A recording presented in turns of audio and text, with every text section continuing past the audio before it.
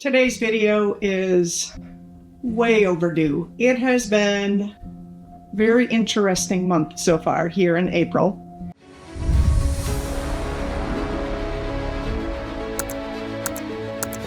I want to start with an update on the perimenopause and that journey so far. At my last video in that regard, I had started with a hormone therapy clinic and I had realized that my numbers for my testosterone in particular were really low. And so I had started on their program, but that also meant going off of what I had been doing, which was taking the DHEA, which is a supplement that you can get over the counter, but is a precursor to estrogen and testosterone. I also got off of their combo cream and started on just progesterone at night. Unfortunately, the first 10 weeks of the testosterone treatment, when I went in for a retest, my numbers had plummeted from where they already were, which was really low. So I went from being about halfway between 0 and the low end of normal to being almost 0. And in that time, all of my symptoms started coming back. I started having all of the issues that I was dealing with prior to starting the original treatment. So I restarted the supplement I had been taking this time last year in hopes that that would help me get through all of this. And the clinic decided to adjust the location of the injections. And I went in for my 5-week results after that change, and my numbers have started to come back up again. So as of the last test, I was right about where I had been when I started. So we're heading in the right direction at least. So doing this for another 6 weeks to see where we come out at the end of those 6 weeks. For the most part, I'm not feeling that much better yet. The last few days I've been feeling a little better. I'm hopeful the hormones are maybe finally starting to kick in a little bit. I really miss working out, working at the gym, being more physical and being more active. But right now that's just so literally painful and also exhausting. It's like I'm barely getting done what I need to get done.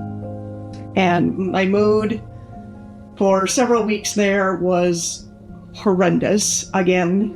And while I could calm the rage, it was still way more than it should have been and very abnormal for me.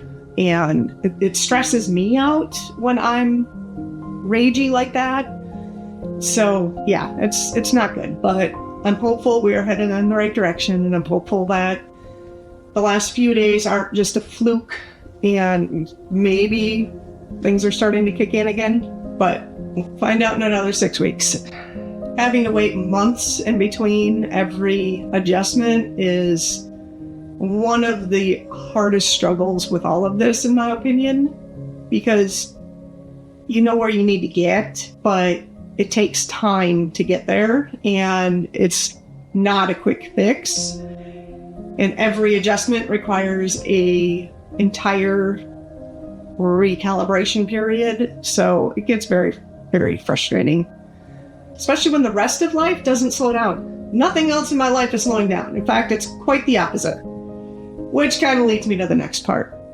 One of the big reasons why this video is so late. It wasn't because I didn't have time to get it done, but somebody who attended a martial art club I used to go to was looking for a room. Younger guy in college, and he was looking for a room to get him through the semester.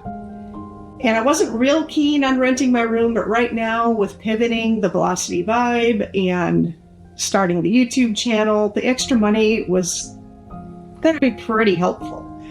And so he was in need of a room. I could offer him a below market rental rate that was still what I thought was fair to me.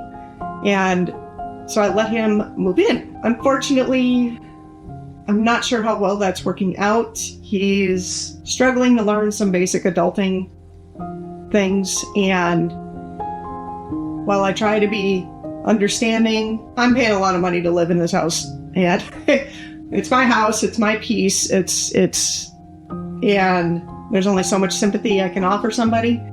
But with that, he is in his room, which shares a wall with where I usually shoot, and he works only very, very part-time, and usually in hours where I can't be shooting. And so trying to shoot, I can't do it during the day because either he's sleeping on the other side of the wall or he's up playing his video games and while he's not obnoxiously loud, that's still background noise that I can't have in the video. I've had YouTube in the past pick up very, very quiet music that was like playing in like another room or something like that. I don't remember exactly where the music was coming from, but I couldn't hear it on the video, but YouTube still picked it up and shut down my video because of it. So him playing video games and having all that going in the background, I don't want that in the background of my video. I don't want YouTube picking up on that and thinking it's a gaming video or something along that line. So I haven't been able to shoot during the day. I probably need to get more creative on where I'm shooting, at least as long as he's still here. But even for the next 6 weeks, that's going to be a challenge for me and one I need to learn to overcome. Okay, at my age, dealing with Perry, adding in a roommate probably was not my wisest choice. The money was very helpful at a point where it's getting a little tight. I'm planning my setting trip to Portugal, which means a little extra cash is very, very helpful at the moment. I had a couple big bills come up, a couple repairs that I needed to take care of, so my savings got dipped into for those things, which is what it's there for. But again, I hate seeing that dwindle and not being able to replenish it fairly quickly. So yeah, video's light, a little extra stress on top of everything, and that's kind of where I'm at right now. Work is still work, this is still going, and it's getting to be summer, it's getting to be riding season.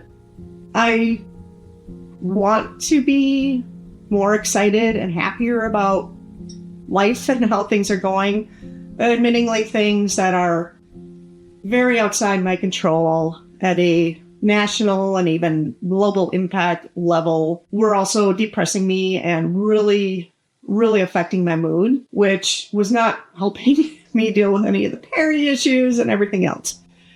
So I have also decided to, it's kind of a dual purpose thing, and pursue more minimalism.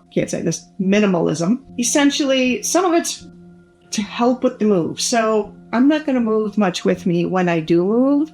And there's a lot of stuff in my house I could be getting rid of now that is literally just taking up space and will be stuff that would be a pain in the butt to deal with at the very end. So I'm going to start working on reducing the stuff in this house down to mostly the bare minimum or the bare comforts. Let's put it that way. I'll still have my desks. I'll still have books to read. I will still have my pictures on the walls, but I'm going to trim down the storage, the extra books, the extra stuff, the keepsakes that I know I won't move with me because they're not that precious to me. And in general, just trim everything down to what makes life, day-to-day life, reasonably comfortable, since I don't have a time frame on moving yet. But it's just less stuff I'll have to deal with on the other end and stuff that needs to be dealt with. So might as well start that now. Plus, along with that, it's just reducing the clutter, not only in my physical space, but also in my mind. So I deleted all of my social media apps, except for one, off of my phone. I probably need to delete that one as well. Gonna piecemeal. And I don't want to say disconnecting, but not constantly bombarding myself with the news and the next horrible thing that's happening. I still have everything. I didn't delete my accounts. I'm still active, but it will only be when I'm sitting at a computer, typing, dedicated time at the PC, but not something that I'm carrying around with me everywhere I go. I think that will also help me be more engaged with where I'm at. I find myself pulling out my phone. It's only been a few days. And I found myself still pulling out my phone, looking for apps that weren't there, just out of habit. And the amount of time you can waste just scrolling and that sort of thing. I don't get sucked into YouTube in the same way, so I still have that on there. And I have one social media app that's more of a forum than, a doom scrolling, Facebook, Reels, TikTok, that sort of thing. Those are the ones where I find I tend to waste the most time. So those are the ones I got rid of first. So those are the big things going on. That's the perimenopause update. That's the life update, why this video is late. If you're still struggling in your perimenopause journey, or if you're maybe getting up to that age, I hope you find this helpful. If you're just struggling with life right now, hopefully we can all join together and at least build a little bit of a community of like-minded people and women who are struggling through it all. And in addition to our bodies rebelling against us, kind of, which also causes relationship issues for people and everything along that line. So, ladies, hugs. The struggle's real. We'll get through it. It won't be easy, but we'll do it. And come out the other end wiser and hopefully helping the generations of ladies behind us so that they're not coming into this as aware or uneducated as we were. So, thanks for watching. We'll check you on the next one, and hopefully I will be working out a better schedule for shooting so that I'm not late like this all the time. Thanks for joining.